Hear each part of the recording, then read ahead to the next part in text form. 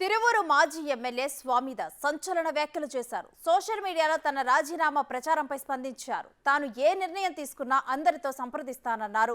పార్టీలో కొనసాగాలా వద్దా అనే దానిపై కార్యకర్తలతో చర్చిస్తానన్నారు స్వామిదాస్. అధిష్టానాన్ని కలిసే ప్రయత్నం చేయలేదన్నారు. వైస్రాయ్ హోటల్ ఘటన నుంచి చంద్రబాబుతో కలిసే పని చేస్తున్నానన్నారు.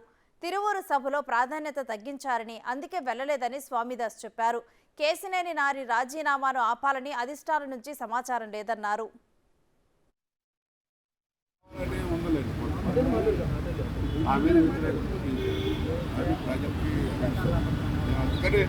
ఈ పరిణామాలన్నీ కూడా మా సొంత ప్రజలు ఉన్నారు. నాకు బంధుత్వం బాగా మా రిలేషన్